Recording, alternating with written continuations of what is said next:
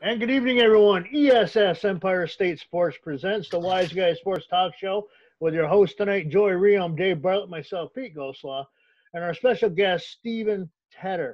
Stephen is the owner operator of Digital Game Day, and I can't wait to get into this because I really want to know. I want to pick your brain a little bit about this because we are in a digital world, Steve, and it seems to be everywhere, especially with sports. So I'm going to let you start off by introducing yourself and a little bit what you do, and then we'll go from there. Great, perfect. Guys, first of all, thanks a lot for having me. I appreciate the opportunity to be on your show. And I've watched the program a number of times, and I don't know if this is true, but it seems like I might be the first person that might be from outside of the North Country to be on the show. In terms of people who are from the North Country, like I've seen Missy, I've seen Bill Porter, I've seen Carl Normandin. So I don't know if that's true, but thanks for having me on. We won't hold that against you. Thank you, I appreciate it. I do the best I can to be, as I keep saying, I would love to be from the North Country or live in the North Country. I'm not that fortunate though. So our story's pretty straightforward. I'm going to give you a little bit of backstory and tell you how we got to where we got to today. My background is a marketing guy, and I worked in my entire career in New York City and Kansas City in sports marketing. So I helped big brands deal with the leagues like the NFL, Formula One, NASCAR, things like that. One of my famous things I say is I've probably driven on every NASCAR track in a rental car at some point in time in my career, because I had that access, and it was great fun. Grand tours around, Indianapolis or Talladega. So as I was doing this, I worked at ESPN along the way for about 5 or 6 years. And during that time, I had this idea to create something that allowed coaches and athletes to improve their performance with post-game analytics, that allowed coaches the opportunity to continue to coach kids outside of practice windows. And I kept having this idea, and I kept talking about it. And then one day I'm driving down the road with my wife, and I don't know if any of you guys are married, but if you are, you'll understand how wives can provide clarity to certain things in your life. And so we're driving along down the road, and I'm talking about it again, as I want to do, and she finally turned to me, and she'll tell me I did not say this, but she did. This is what I heard. Listen, stop talking about this. I'm sick and tired of hearing about it. Either do something with it or put it in a closet, shut it down, and forget you ever came up with the idea. And she said, here's the deal I'll make with you. If you decide to do something about it, don't have us living in a van down by the river. That's the only deal. So with that encouragement, we set out to create a platform that allowed coaches to do just what I said. Take their game and practice film, upload it onto a platform that they could use, their athletes could use, to provide insight and instruction to improve athletic and team performance. Okay? Ultimately, make it really easy for coaches to translate their knowledge into their kids that resulted in victories on game day. And so it took us about 3 years to actually make that happen. I'm not a programmer. As I said, I'm a marketing guy. So learning about this business and how you take film, how you upload film, how you do something called encode it, and be able to spit it back out to people that they can then write on it, comment on it, clip on it, was entirely new to me. I had to learn an entirely different language, and I had to make sure that we retained our focus on making things simple and easy. And that was a very difficult thing for us to do, because the programmers that we work with are not sports people. And so the first time that I ever saw this creation that I had born out of an idea come to life, I looked at it, and this was after probably about a year of work. I looked at it and I said, nobody can use this. What are we doing with this? You guys can use it because you're programmers. But a coach or an athlete or someone like me can't use that. It's too complex. So after a year of development, I sent everybody on our team back to the drawing board and had to recreate the entire thing. And what we came out with was a product that we have today, which is an interface that's very user-friendly, very easy to use, with very little uptime and training that allows people to get right into the meat of what they're trying to do, which is analyze game and practice footage and improve performance. And I think we've been very fortunate that the North Country has adopted us and helped us grow along the way, because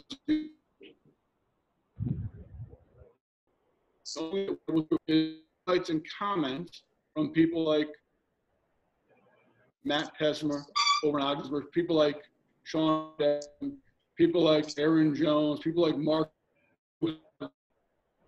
come to us and say, help you develop this product. We'll help you. And for that, we are forever grateful to the people in North Country.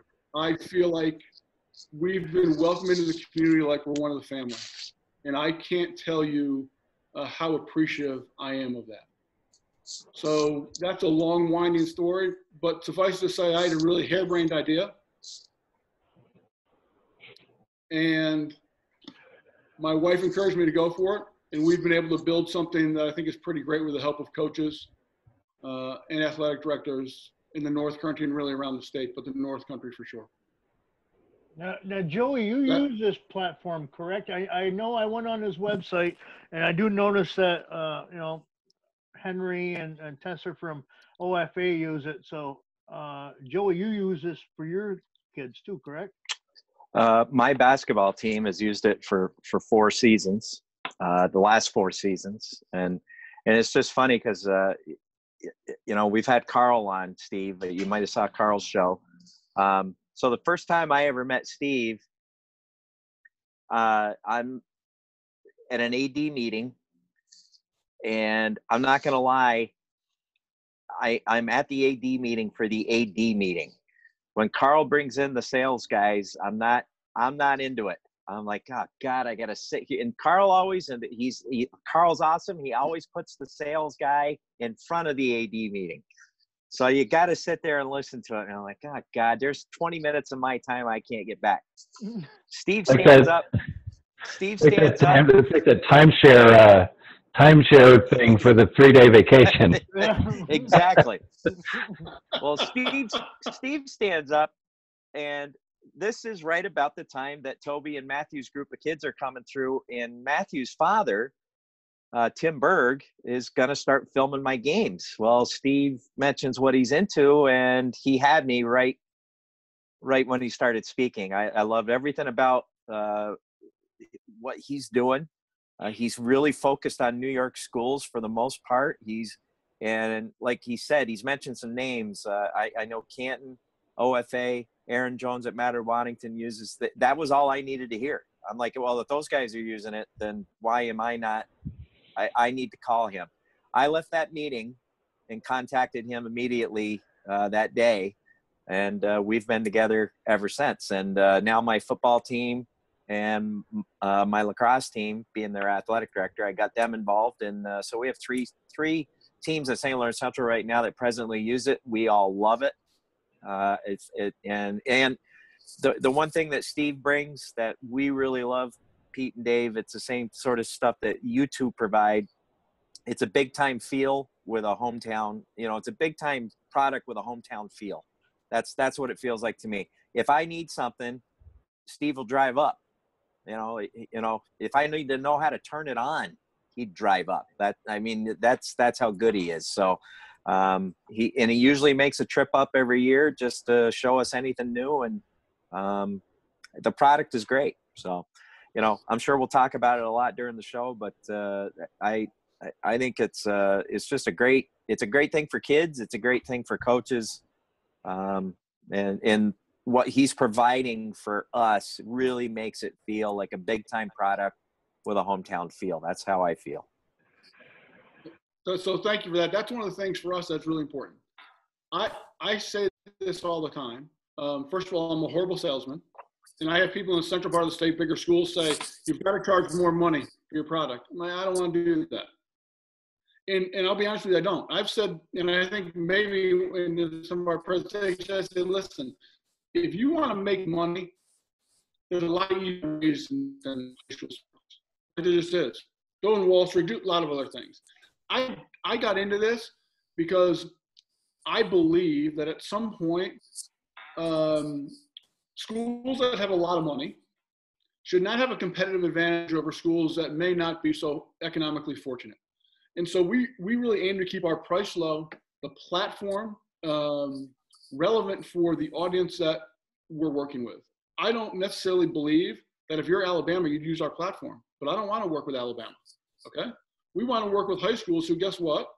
It's pretty likely that their coaches aren't making their full-time living as a coach, right? They're a teacher, they're an AD, they're a sheriff, they're working in corrections, whatever it is.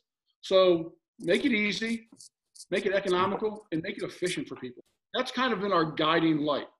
And make sure that we provide service to people. And I think really the idea of service has just kind of gotten lost in our culture. Now, and I'm not going to get off on a tangent on that, but I know that when I call someplace, heaven forbid, if I ever get a response, I feel like, oh, what have I done to be blessed with a response? And I never wanted to have a company that was like that. If there's ever a time that we grow to a size where someone can't pick up the phone and get to me, it's probably time for me to rethink what we're doing. It wasn't ever about being as big as you could possibly be. But what it was about, and what it is about, is being a valuable asset to the programs we work with and feeling like we're a part of their programs and that they're a part of our company. That's really important. This is not, for me, a transactional business. It can't be. That's not why I started a company. I started a company so I could develop relationships and have relationships with people. So Joey can come and say, hey, Steve, you know what? This is screwed up. You got to fix this. Okay. We can listen. We can fix it. Bill Porter can come and any of his teams can say, hey, can you add this feature for us? Okay. Yep, we can do that. And we'll add it. Right? That's really what it's about for us. And it's really important that we retain that. Once we do that, I think we kind of steered away from what I wanted the company to be when I began. Well, and a lot of the coaches, I guess, testimonials on your site, that's one of the things that pretty much all of them allude to is the good customer service. You know, a lot of them say if we have a question, you know, somebody's there with an answer right away. You know, and you know, good for you for doing that and sticking with that and making that a focus, because you know, it's like you said, when you do call customer service sometime and you get an answer, you're like, oh my God, what did I do to deserve an answer? You know, so no, I think that's great. That's it. And this allows us to do a couple of things. So a couple of important things for me, and probably not for other people, but this is self-funded. Like there's no venture capital money in this. And that was on purpose, probably for a couple of reasons. One, maybe I was, and I'm pretty self-aware. Maybe I was afraid to try to get it because no one likes to be told no, right? So maybe. But I also knew that when you take other people's money, that means you just have them as a boss. And so we make decisions in the business that any businessman wouldn't make because we're not driven by the economics. That doesn't mean that, hey, there's a pile of cash that's sitting in my basement that I just go down and like, that's not it. But I'm making decisions based on the relationship versus what does this cost me? That rarely enters that is not part of my lexicon. It's just not how I'm wired. It's not how I work. And I think that's a differentiator for us. And it just informs the viewpoint of how we look at what we do. And I think that's important. For me, it's important anyways. All right. So I don't know anything about your company. I've only been on your website a couple of times just to you know, familiarize myself for tonight's show. I'm a coach that comes on. I'm brand new. Okay. Tell me what your services provide me, what I can do. Is there any interaction? I'm sure Joey can answer a little bit of this too. There's films that can be downloaded. My players can look at the films. Can we interact on there? Can there be points given to by each player that the coach can see? Familiarize me with all this. Yep. So I'll give you a couple things. So I'll bring you through the process, okay? And when I get too much in the weeds, just say, you're not talking my language, big fella, okay? So what you do is you can film in any device you want. So if you want to film a game or a practice with an iPhone, an iPad, any other type of tablet, a traditional video camera, you can do that. Once you get that, you then plug that device in. You can plug it into a computer in the case of video camera, or you just connect to Wi-Fi in the case of a phone or an iPad. You then upload that film to us, okay? So you go on, you log on, and you select the film that you want. You upload to us. We get it. We process that film, and then we export it back out into your dashboard. And a team has a dashboard that can be comprised of as many players as you want and as many coaches as you want. And distinction between what coaches can do and players can do is very straightforward. Coaches can do everything. So Joey has a staff of, say he's got a staff of 5 guys. I know he doesn't, but say he's got a staff of 5 guys, right? They can all add players, delete players, upload film, comment on film, share film, the whole 9 yards. What players can do is look at what the coaches share with them. When we developed this, we talked with coaches, and coaches said to us, I don't want this to be a dialogue. I get enough dialogue. I get enough dialogue. In practice, I get enough dialogue. I want this to be a monologue. So what then the coaches do, they go on and they can look at that film, and it can be your own film, it can be opponent's film, whatever it may be. Then you can cut that film into anything you want. So if you're watching a basketball game, for example, and you're looking, hey, look at what this opponent does on this out-of-bounds play under our basket, right? Look at what they do. Okay, got it. I'm going to clip that 4 times. I'm going to send it to my kids so they can look at it and they understand that's what my opponent's going to do when I play them. Or I'm going to self-scout and say, hey, when we're breaking this press or we're going against a 2-3 zone, look at what we're doing here. We're missing the opportunity here at the elbow, right? The entry point at the elbow is not there. And the coaches can share that with their kids. So when they get to practice, the kids are already familiar with what you're trying to teach, or you're reinforcing it after the fact. So when they send that film to kids get an email or a text notification that says a coach has shared a film with you or a clip with you. So you can share full films, you can share clips, you can share multiple clips. And you can share that with the entire team, you can share it with position groups or just individual kids. So when that happens and the player consumes the film, there's a note that says, here's when the player logged on and here's the film that they watched. Okay, so there's a way for the coach can track who's consumed what. And I'll tell you, I was a college lacrosse coach for the last couple of years because my office was on the campus of SUNY Cobleskill. And it was very funny because when I first started, I was like, oh no, I watched the film, coach. I said, oh, you did. Okay, let's see here. No, you didn't. Like, I could tell you didn't watch it anyways because what you're doing in the practice field, right? I don't need to be told. I can tell that you didn't watch it. I mean, I'm not as dumb as I look, so I can figure that out. But you didn't. But what we ended up seeing, I learned a couple of things. What we ended up seeing was, for our kids, was that they were very tuned in to what they did well, right? They did not want to see what they needed to work on, which is very different from me when I went to school. Like I wanted to know what I needed to get better at. Like I could care, so I scored, who cares? Like whatever, I want to get better, right? So show me how to get better.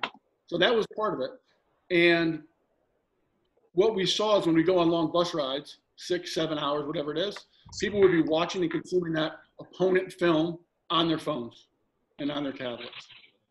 And what I want to do for those kids is say, make sure when I walked into a game that there were no surprises.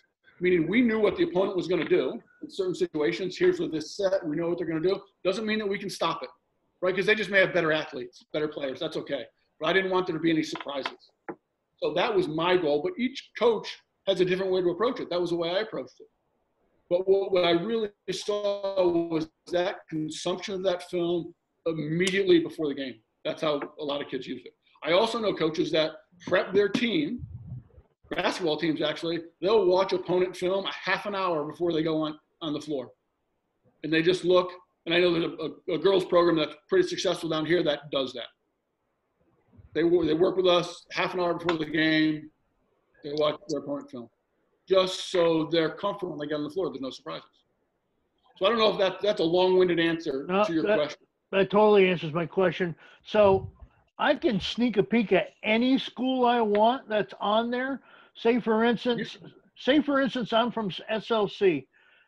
Yep. I know if I get to a certain level in the regions or the states, I'm going to be playing against, say, Lake George or Whitehall or something like that, okay, or Schuylerville or wherever. Anyway, can I look at any of their games? So here's the way that works. There are some sports that have reciprocal exchange agreements. So football in a lot of the state has that. So if I'm playing, if I'm here in this section, right? So we work with Amsterdam. So if Amsterdam's playing, let's make Queensbury, okay? They have to exchange their last 2 game films with them. So it's a mandatory exchange. So no matter whether you use us or you use a competitor, you got to exchange films. The way that process works is you simply click a button and say you want to share film with the coach. You enter that coach's email address, send it. There's a link with the film on it, and that coach can download it and then upload it to whatever platform they use. Football is the only sport that I know of that has that reciprocal film, that exchange agreement. It actually doesn't exist in Section 10, which honestly I kind of like that. If you want to get scout, go and scout. I won't talk about that, but the way it works is if you have a relationship with somebody else, you can exchange film, or if you've gone and scouted them and filmed them yourself, you can upload their film. But you don't have access to every film in the state, right? Because that's like Joey's film, right? And he can choose to share it with, so if Joey played, like say Joey played Lake George, right? And somebody that he knows is playing Lake George later on in the year, they may call Joey up and say, hey, do you have that film, that Lake George game? Can I see that? And Joey can then share that film with them if he chooses to. Okay. Does that make sense? Yeah. Yes. Yeah. I just didn't know if I could just look for a team and say, hey, I'm gonna, No. And Pete, I have used both of those. I have used both of those features. I have shared film, played such and such a team, and such a buddy of mine is coming up on that team. Hey, I'll shoot you an email. You'll have the film of that team, and he can watch it. And I've also sent my film guy, when Randy was coaching Brushton, I need some Brushton film because we weren't playing Brushton. They were in the other division. I need film on them. They would go watch them play Norwood Norfolk, bring it back to me. I download it onto my site, and now I can share that Brushton Norwood game with my guys, and only we will see it. Okay. So two great features that I've taken full advantage of are those 2 that Steve just mentioned. And the interesting thing is the platform should be friendly for any type of coaching style and how you want to use it, right? So if you want to get really deep into it, you can do that. So somebody said this to me, and it might have been Sean Devlin at Governor. So the great thing about this is it can be as complex as you want or as simple as it needs to be, right? Because we're talking about high school kids, right? And so at some point, there is information overload. And I think good coaches understand that, right? And understand that, hey, I can't share with them, hey, here's a minuscule breakdown of every single second of the game. We have a short attention spans, and they're even shorter today than they ever were. And so I think good coaches understand that. I think really good coaches understand how to relate to their players and help them consume this type of content, right? I would bet, and I don't know this, my bet, Joey, is you don't cut every single second of every single film and try to analyze that with your guys. First of all, there's 2 days between a game. So how the heck do you do it, number one? I think you pick and choose your points, right? Because I think my guess is, and I know for me, when I walked off the field, and I bet you, Joey, when you walk off the court, you know in your head, we did a lot of things wrong in that game, right? Even if you win, right? I tend to dwell on, all right, what did we do wrong? How do we get better? But I also know that I can't address 15 things in the next 2 days or next 3 days, not effectively anyways. So I've got to put those things in a hierarchy that says, these are the 3 most important things. And these are the things that really hurt us. So let's focus on these. So here's what I'm going to share with you in film, and here's how it's going to translate into practice. Now, if you try to do everything, I think what happens is you really, I don't think you get the impact that you'd like. Again, that's me personally. Doesn't mean I'm right. It's just the way I coached I don't coach anymore the way I coached. And I think people develop their own style. And I think our platform is style essentially agnostic, if that makes sense. So I am sure that Anthony, Canton Hockey, coaches different than Joey, you do, coaches differently than Matt Tesmer or Sean Devlin or Bruce Truex does, right? Everyone has their own style. So it's like it should be accommodating to all those styles. We shouldn't force people into doing things a certain way. We should be as flexible as we possibly can be, and that's one of the things that we've tried to do. Well, and you know, and again, Pete and Dave, you'll find this stuff interesting because you being on the broadcasting side of things. You know, one of the things I'll watch the film. That's where I get all my stats from. For the last 3 years, I didn't have kids in the stands keeping track of my stats, except for maybe something I needed to know at halftime. Keep track of this. I've had the most accurate stats that I've ever had because of digital game day and film. I use the film to do my stats. And then when something, Steve, while I'm watching the film, if I see something glaring or if I see a highlight that's really cool, I mark it, I clip it. It's really easy to do. And all the kids can see that if they choose to watch it.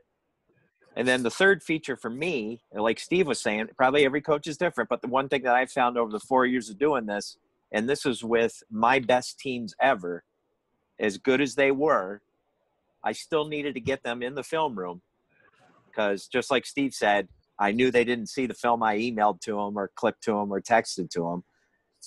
And then watching film, and I don't know what Steve would say about other coaches, but I've told Steve, I've got them for about 20 minutes.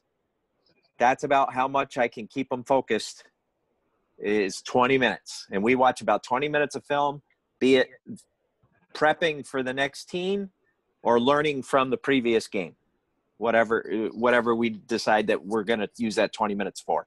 That's what you got. That, in my mind, that's what you got. You keep a kid in there watching 45 minutes of film, not happening. It's not happening. But if you use it properly, it's just an unbelievable device, and I love it. So, and the other thing, Pete and Dave, to that point, that's interesting. Go ahead, Steve. No, go ahead, Joey. I'm sorry. Well, the last thing I was going to say that this is kind of cool is I have control of who can, like Pete and Dave, if you're big fans of my team, I can plug you in on there. And when the film is uploaded and I send it to my kids, it can be sent to you. And that's how my father in Florida watched Toby's 3 years high school career. He watched digital game day film. It would get sent to him just the way it would get sent to my kids. I get an email the next day from him, telling me what he saw wrong and what he saw right. So it's a really cool service in how you can use it. So.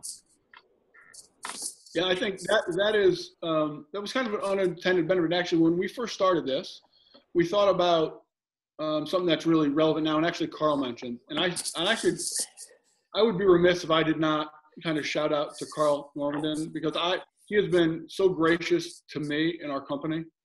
And there are times I know that he got to shake his head and say, that guy, what a pain in the ass. Because I ask him questions like, what about the state doing this? And I'm, and he is just, and I also often look at him and I say, I wish I had the kind of placid demeanor and sensibility that Carl has. And it's just something I don't have. And he's been really gracious. So he deserves a thank you here for sure. As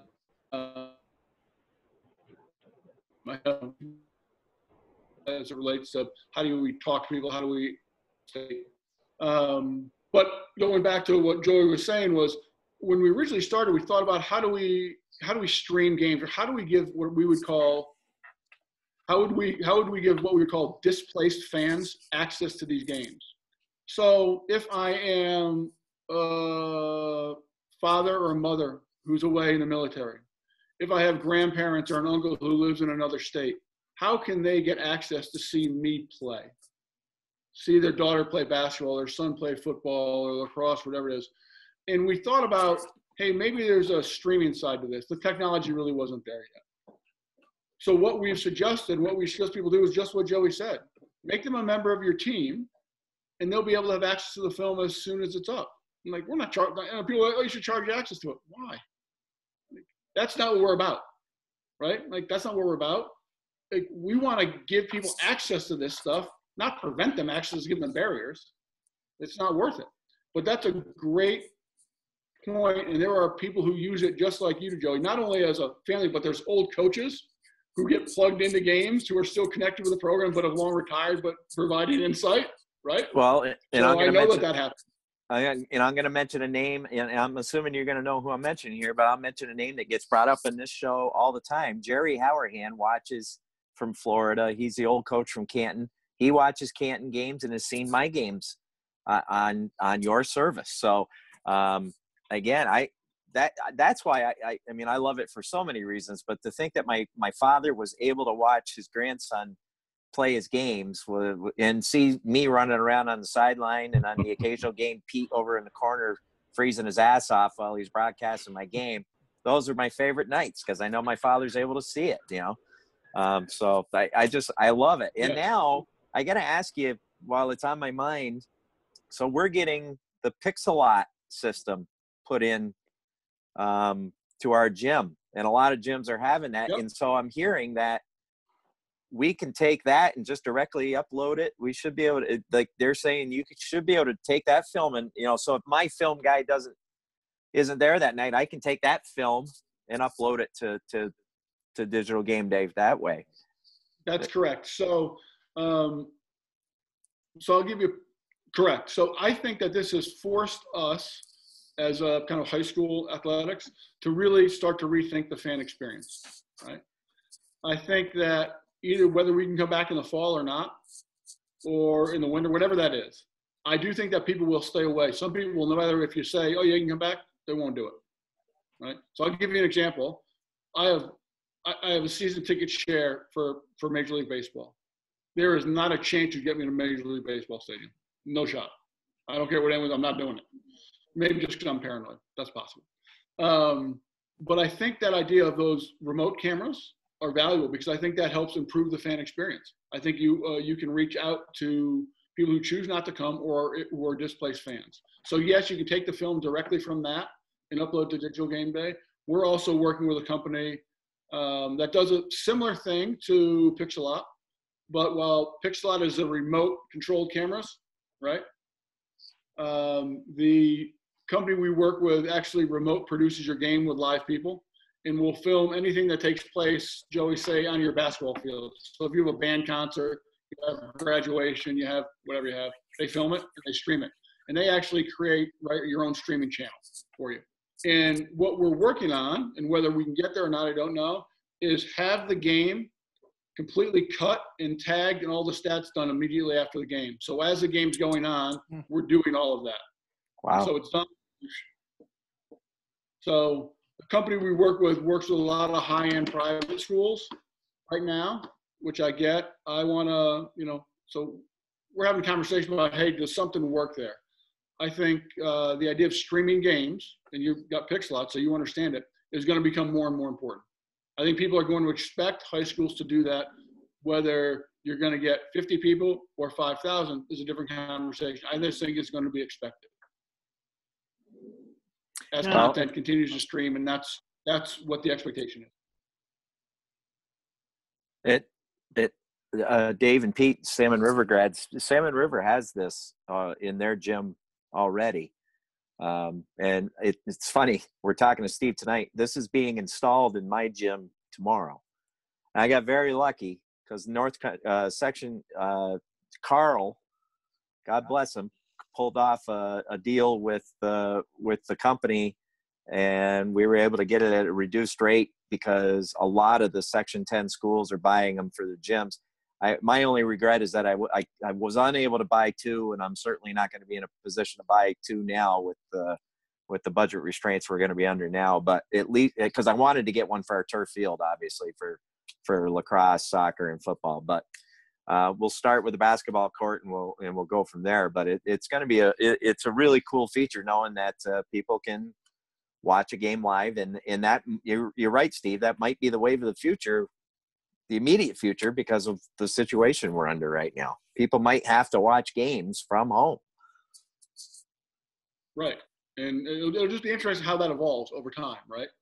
So we'll see. And so if you guys are Salmon River guys, we actually work with Salmon River, the hockey program there, with both the boys and the girls. Okay. There.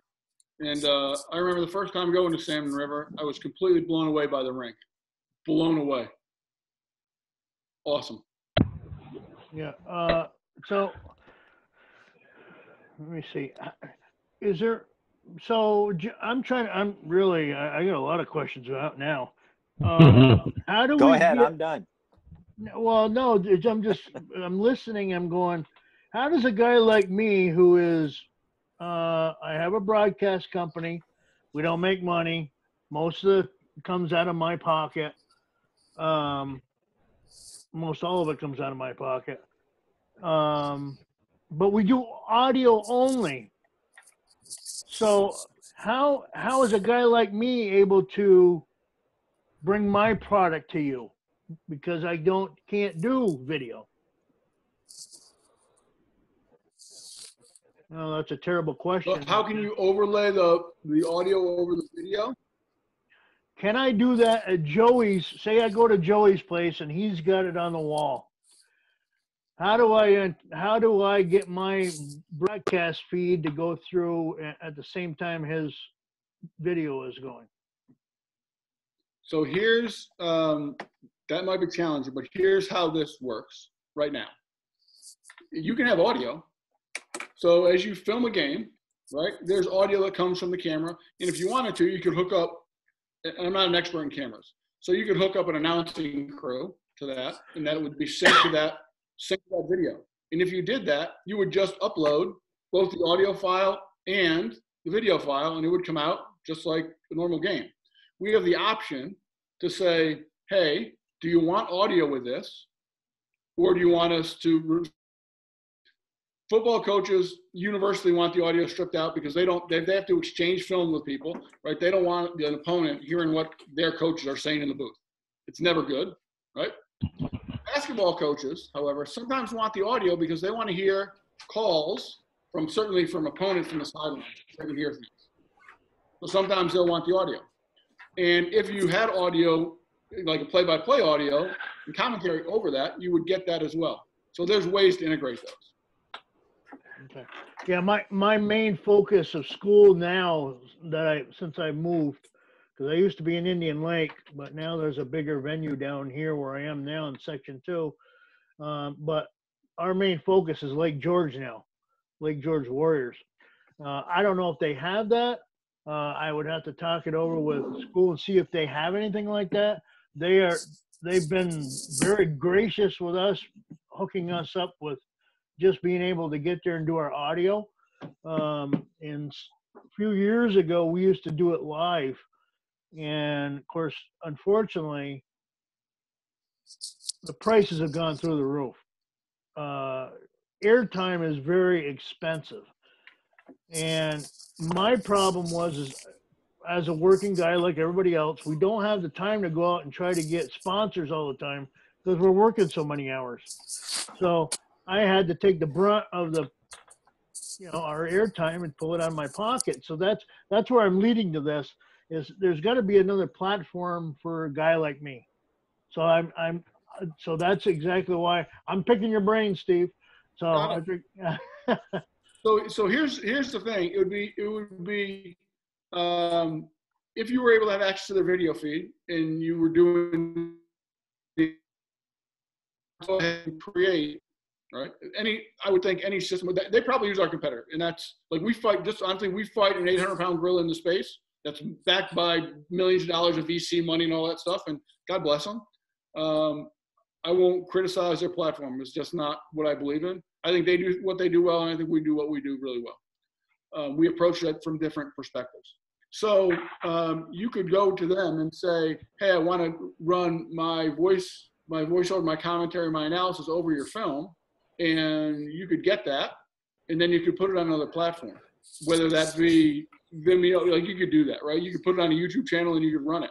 because I think at some point, and this was my point about streaming before, in the way Joey uses streaming, right, with us, right? It's after the game. But if I'm displaced, if I'm an alumni of Lake George, right, and I live in wherever, Sheboygan, Wisconsin, do I have to tune in at 2 o'clock on a Saturday afternoon to see the game? No, I don't care. Like, I want to consume it when I want to consume it, right? That's the beauty about anything now. Netflix, well, there's no movie time. I just whenever the heck I want. You can do the exact same thing. Just get access to the feed. Make sure your audio is plugged in through the feed, and you'll be able to do that, if that makes sense. If it doesn't, I'm happy to have a conversation with you in more depth offline. Absolutely. No, I understand. I'm just here. I'm just picking your brain. I'm just trying to feed off all this information. Now, so I'm going to go back to what Joey does. So if he goes and he's watching his 2-hour game the night after the game, he's up till 2 o'clock in the morning. And I know how Joey is. He's like that. And so Joey, you get to a certain point during the course and you'll go, oh, at the 21:20 mark, or say the 12:40, whatever it is, you put that down and then you put an end time down and you can go back in and take that clip and pull it aside. Is that how it works? I'll jump in here, Joey. Sorry. Yep. Here's the way it works. As you play the film, you set start, which is where the clip will start. You click set end, where you want the clip to end. Then you can go and title it whatever you want. And then there's a bunch of radio buttons or drop downs that tells you, were you on offense, defense? Was it 1, 2, or 3-point shot? Where on the floor it was shot from? Who shot it? What the assist was? Wow. The whole nine yards. By the way, that you don't have to do all that. If you want to do that, you can. So I know, for example, there's I think Troy may still do this over at Canton. He goes down and does that for film because that's the way he likes to watch film, and that's the way he can best consume it. And I don't think everybody does that. And again, it goes back to the flexibility of the platform, right? Like what works best for me? What works best for me, I guarantee it won't work best for any of you. It just won't work. We're different people. We think differently. So that's the way it works. And that's why I say it's really simple. It's set start, set end. That's where your clip is. And then you save it, and then you pick up right where you left off in the film. So if you made a clip, if the film's 20 minutes long, you make a clip that starts at 12 minutes, 30 seconds, ends at 13 minutes. That's a 30-second clip. Save it. You pick right up at 13 minutes and keep watching the film. Gotcha. Okay. And so for us, you can take all that information and your stats, and then you can also do things like, tell a straight and draw on the film and things like that. But I will tell you that's an option that doesn't get used very much. And I actually kind of knew that before we put that feature in. I called some friends of mine who were D1 offensive and defensive coordinators for football, and I asked them, hey, do you ever use that? And never. He said, maybe not never, but only a very little bit, maybe in the spring if we're putting in a new offense. But we never do it in the season. We're not doing that. But I also understand high school athletes are different than D1 athletes. So we have the tool available should somebody want to use it. So you may be able to say, hey, in our offense against the zone, you're really too far down towards the baseline. You should really be here where the X is, right? You can do that if you want to. And draw that on the film, and when the player sees it, they see that and they see a note that says you're here where the 0 is. You really need to be where the X is, right? And you can write that on the film. Oh, that's awesome. I like that idea. Okay. I can understand it again. Yeah. Another really cool. Go ahead, Steve. Go ahead. And that's really just about time, right? Do you have the time to do that? And what is the juice worth the squeeze on something like that? That's the question, right? So. And I was just going to say, Pete, Dave, another really cool feature, and I can get on YouTube just like we can get on YouTube and watch any of our Wise Guys shows anytime we want. Toby, Colby, and Matthew all have highlight films on YouTube because of Steve and this service. We go through. Colby made his own his senior year. Their junior year, I made them for them. You go through, you clip, this is a play, you mark it, Steve finds it, puts it together in a reel and sends it off to YouTube, and you can watch it anytime you want. And that's just another cool feature that he does. And we had a highlight film. I think we had a highlight video of one of my seasons, and I just asked Steve last week because I'm bored to death. with nothing to do other than see you guys every night at 7 o'clock. I'm thinking about sitting down and going through all 4 years of my film and trying to put together like a team highlight package, just for something cool to put out there that my former players could watch anytime they wanted to, because it brings back good memories for me, and I'm sure it does for the kids and their parents and anybody that watched any teams that get filmed. I think it's just a really cool feature that Steve has as well. So I think it sounds like, Well, you so know. the genesis of that was. Go. I said the genesis of that was we kept hearing that people were paying $500 to $1,000 to get a highlight reel made. Yeah. And I thought, yeah, that's absurd. That again goes back to, hey, if you have more money, you get more. Like, that doesn't make any sense to me. So we do it for nothing, right? So cut the film. We'll send us all the stats, the whole 9 yards. Send us the picture. We'll create a nice thumbnail. We'll put it on our YouTube channel. We'll send you the share code. Then you can send that out to any coach you want, and people can see it. And same thing with season-ending banquet reels. So I guess the last one that we did, like we did one for Governor as they made their way to the state finals this year in football, right? So in there is the like news reel highlights and interviews with the kids as you go. So it's a nice kind of souvenir for the team at the end of the year. And I kept hearing like, oh, people were paying a lot of money for it. And I didn't get it. I mean, I understand it if you're charging that money, but I'm like, why? It just, David? That's incredible, because your rates to begin with are, I think, are extremely reasonable. So if you're throwing that in as a service on top of that, that's fantastic. We do, and we also do things like this. So we'll have coaches come to us and say, hey, here's an example of X on YouTube, right? Maybe it's Texas Tech's mesh point offense. Maybe it's Duke Horns for basketball, whatever it is. Here it is in YouTube. Can you go ahead and grab that clip for me off of YouTube and upload it for me so I can show our kids, here's the way Duke runs it, here's the way we run it, and see what the difference looks like? So we also do that as well. So, we try to be as accommodating as we can be. If someone has a need, we want to try to fill it. If we can't do it, we'll just say we can't do it. Either we don't know how, or but we do our best to, if someone asks for something, we want to be able to say, yeah, we can. It's all very interesting. It really amazes me everything that you can do. I like the whole concept. I really do. So I guess I'm sold. So I'm gonna have to get on Joey's team list now, because I got to see this. So yeah, like I'll put you in. Like I said, I just think since I've been involved with it. We'll be downloading film, and I'm not the guy that does that. I got people that do that for me, but Steve will send me an email, say, hey, we had a little problem. I get the email immediately, not 5 days later, like immediately. Hey, we had an issue with your film last night. Maybe your computer fell asleep. You might have to reboot it or resend it. But I now take him for granted. He does such a great job. I can't say enough about the product. I think it's awesome, and for the amount of money that we're spending, I feel like I owe him more. I really do. So don't tell him that. Yeah.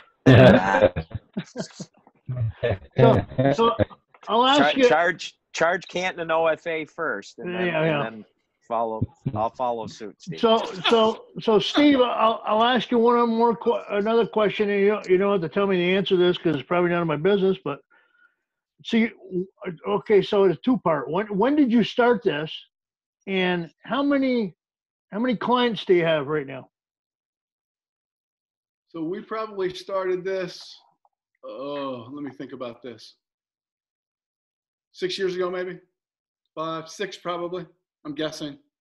Probably when we first beta tested it. And I'll tell you the biggest mistake I made. 2 things. I'll tell you 2 big mistakes. You didn't ask, but I'm going to tell you anyway.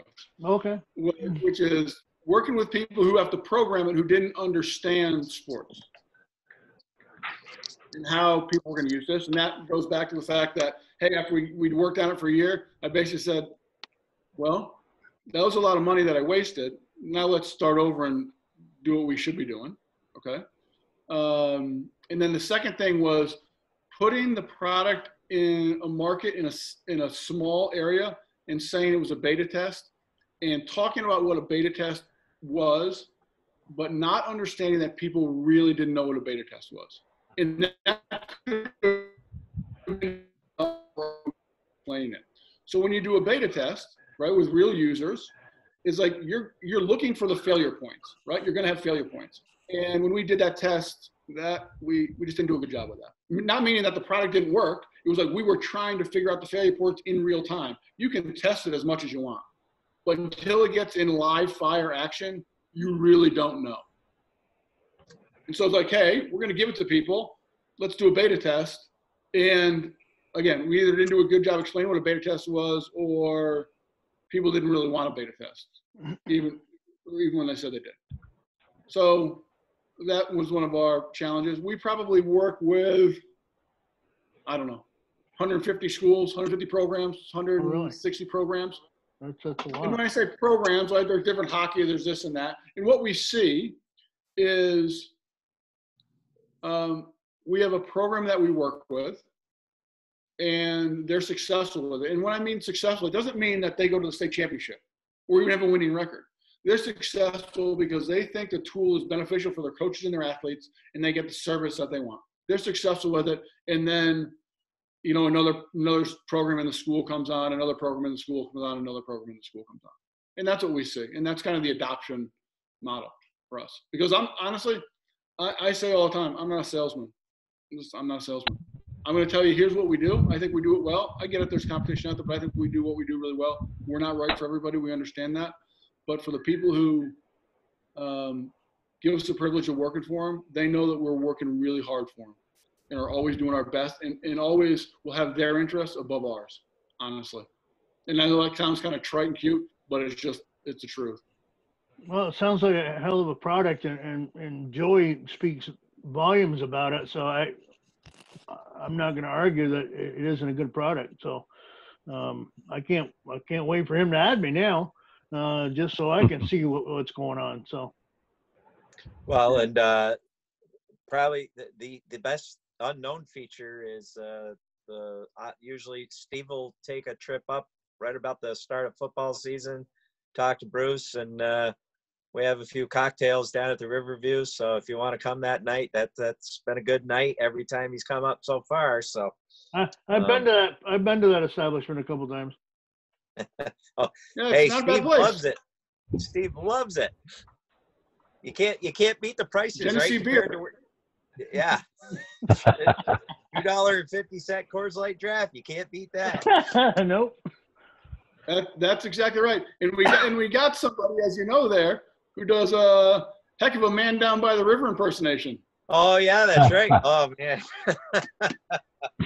One of my former players, guys, is the chef down there, and he had a few that night, and we got him to do his Chris Farley, living in a van down by the river. Oh my God, Steve was rolling. He didn't fall on the coffee table, did he? No. But my It God, was spot on. It was great. It was great. So I love being up north.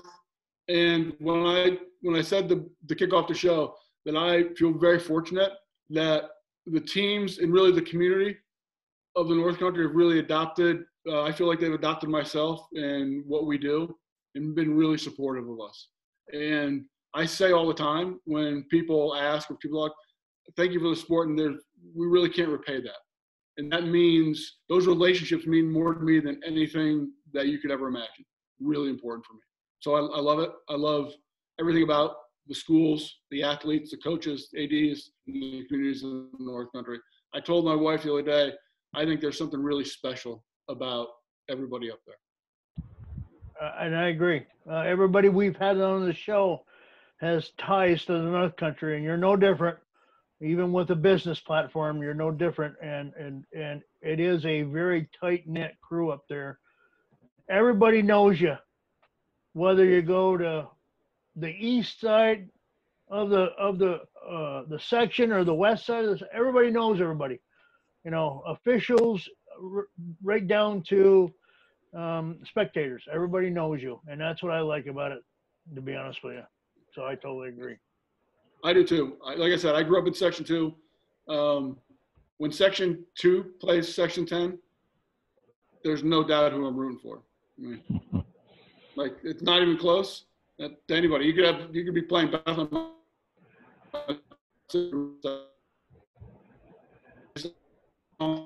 Like I said, people, the communities, coaches, the athletes, it's meaningful to me. Well, Steve, I for one want to thank you for coming on tonight. You educated me.